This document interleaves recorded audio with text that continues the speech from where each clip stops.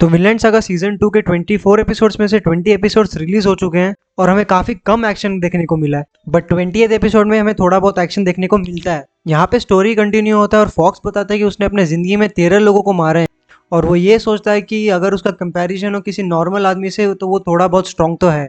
फिर फॉक्स देखता है बैटलफील्ड का हालत, जहाँ पे उसे पता चलता है कि जॉन वाइकिंग्स जो है वो काफी ज्यादा डोमिनेट कर रहे हैं और डर के मारे इसके पैर तक कांपने लगते हैं। बैजर का भी एक हाथ कट चुका होता है और वो ऑलमोस्ट मरने वाला होता है, पर उसी समय पे स्नेक आके बैजर को बचा लेता है और फिर स्नेक सबको ऑर्डर देता है रिट्रीट करने का, नहीं तो जाहिर सी बात है कि सबको ही मर गया होता। पर फिर बाद में केतिल सबको बोलता है कि नहीं, मैंने किसी को भी रिट्रीट करने का ऑर्डर नहीं दिया, तो तुम लोग रिट्रीट क्यों कर रहे हो। जिसके बाद केतिल एक स्लेव को पकड़ लेता है और फिर उसे फोर्स करता है फाइट करने को, पर वो स्लेव इंकार कर देता है और केतिल से पूछता है कि क्या उसे पता चल रहा है कि गरीब लोगों को कैसे हेल्पलेस महसूस होता है।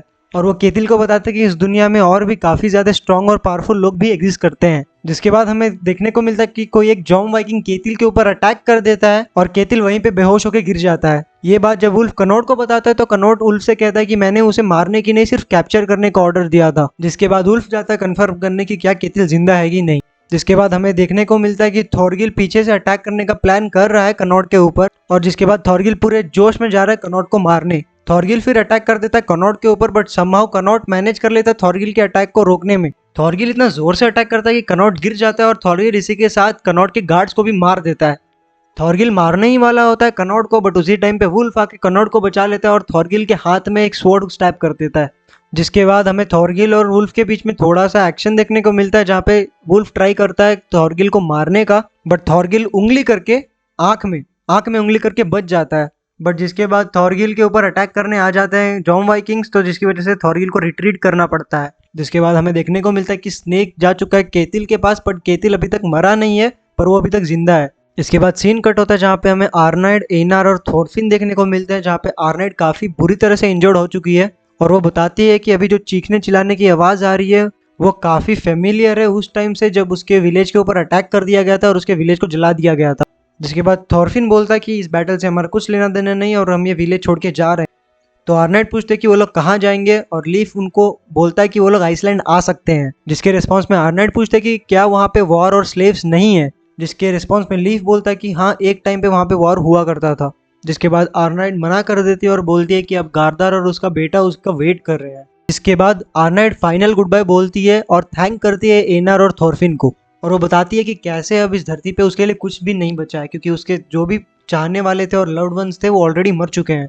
इसके बाद यहाँ पे आर्नाइड का भी डेथ हो जाता है। जिसके बाद थॉरफिन ट्राई करता है आर्नाइड को सीपीआर देने का, जो उसके पापा ने इसको सिखाया था, और इसके बाद एनार यहाँ पे अपने फीलिंग्स को कन्फेस कर देता है। एपिसोड 18 के जैसे ही ये वाला मोमेंट भी काफी ज्यादा सैड था।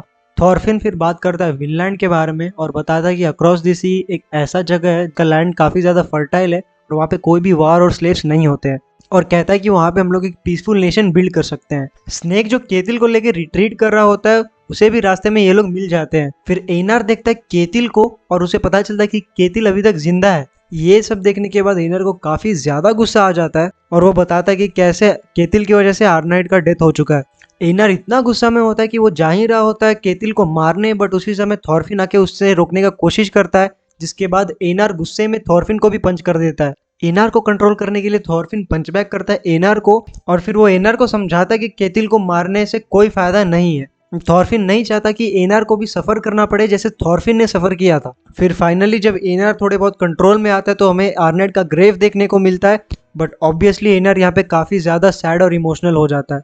इसके बाद हमें कॉन्वर्सेशन देखने को मिलता है थॉरफिन और लीफ के बीच में, जहाँ पे लीफ थॉरफिन से रिक्वेस्ट करता है कि अब वो वापस आइसलैंड चले, और इस सीजन में एटलीस्ट एक एपिसोड तो ऐसा होना चाहिए था जो डेडिकेटेड होता लीफ और थॉरफिन के रियूनियन के ऊपर। थॉरफिन बताता है कि वो अपने एंसेस्टर्स पे काफी ज्यादा प्राउड है कि वो वॉर से दूर आइसलैंड में आके रहने लगे। अब थॉरफिन जाने वाला होता है कनॉट के साथ वॉर के बारे में बात करने के लिए। तो आगे आने वाले 4 एपिसोड्स तो काफी ज्यादा एक्साइटिंग होने वाले, और मैं कनॉट का रिएक्शन का इंतजार कर रहा हूँ जब उसे पता चले कि ये थॉरफिन है। और इसी के साथ हो जाता है एपिसोड का दी एंड। और अगर तुम लोगों को वीडियो अच्छी लगी हो तो वीडियो को लाइक कर देना और सब्सक्राइब करना मत भूलना इस चैनल को। Thanks for watching.